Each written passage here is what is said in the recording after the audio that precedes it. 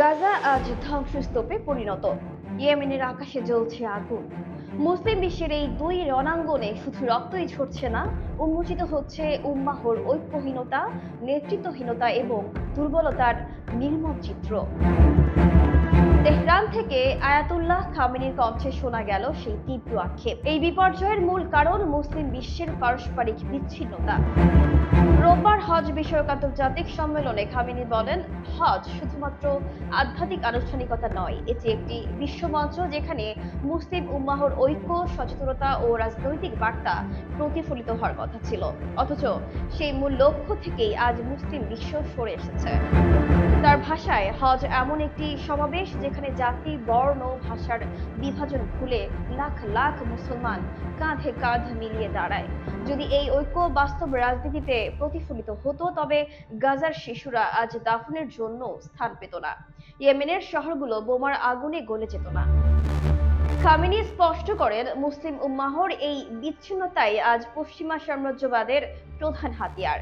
যুক্তরাষ্ট্র, ইসরায়েল ও তাদের মিত্ররা মুসলিম বিশ্বের মাঝে বিভাজন তৈরি করে তাদের ভূ রাজনৈতিক স্বার্থ প্রতিষ্ঠা করছে, আর উম্মাহ শুধু নীরব দর্শক। তার মতে, হজ এমন একমাত্র ইবাদত যার প্রতিটি ধাপ, উদ্দেশ্য থেকে পদ্ধতি পর্যন্ত একটি সুসংগঠিত রাজনৈতিক বার্তা বহন করে। যারা হজকে নিছক একটি আধ্যাত্মিক অনুশীলন হিসেবে ব্যাখ্যা করেন, তারা ইসলামের কৌশলগত ও ঐক্যবাদী দিককে অবজ্ঞা করছেন। যদিও খামেনি সরাসরি সৌদি আরবের নাম নেননি, তবু তার বক্তব্য ছিল সুস্পষ্ট। মুসলিম রাষ্ট্রনেতাদের প্রতি আহ্বান জানিয়ে তিনি বলেন, আপনাদের দায়িত্ব শুধু হজ পরিচালনা করা নয়, বরং তার মাধ্যমে একটি বৈশ্বিক ঐক্য গড়ে তোলা।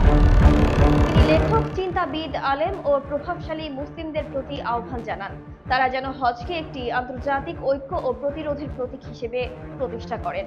এই দায়িত্ব শুধু ধর্মীয় নয়, এটি মানবিক এবং রাজনৈতিকভাবে অপরিহার্য।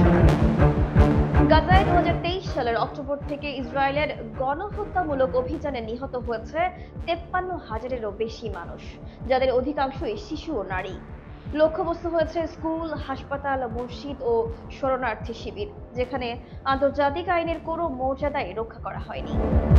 ইয়েমেনে 2025 সালের মার্চ থেকে যুক্তরাষ্ট্র, যুক্তরাজ্য ও ইসরায়েলের বিমান হামলায় একের পর এক ধ্বংস হয়েছে বেসামরিক আবাসন, বাজার ও যোগাযোগ ব্যবস্থা। হুথি গোষ্ঠী টার্গেট হলেও বাস্তবে মারা যাচ্ছে গরিব কৃষক, শিশু ও গর্ভবতী মা। এই প্রেক্ষাপটে হুথি গোষ্ঠী লোহিত সাগরে ইসরায়েল সমর্থিত বাণিজ্য জাহাজে আক্রমণ চালিয়ে যাচ্ছে। তাদের এই সশস্ত্র প্রতিরোধকে থামাতে গিয়ে ইয়েমেন আজ পরিণত হয়েছে পরাশক্তির সরাসরি যুদ্ধমঞ্চে। এই অজুহাত দখলদার বাহিনী একাধিক শহরকে নিশানা করেছে। আয়াতুল্লাহ খামেনির বার্তা ছিল স্পষ্ট, দৃঢ় ও অস্বস্তিকর। যতদিন মুসলিম বিশ্ব বিভক্ত থাকবে, ততদিন গাজার রক্তক্ষয় থামবে না, ইয়েমেনের ধ্বংস থামবে না। হজকে ব্যক্তিগত সাধনার পর্যায়ে সীমাবদ্ধ না রেখে একে রাজনৈতিক, কৌশলগত ও বৈশ্বিক ঐক্যের রূপ হিসেবে প্রতিষ্ঠা করতে না পারলে এই দুর্যোগ আরও বিস্তৃত হবে।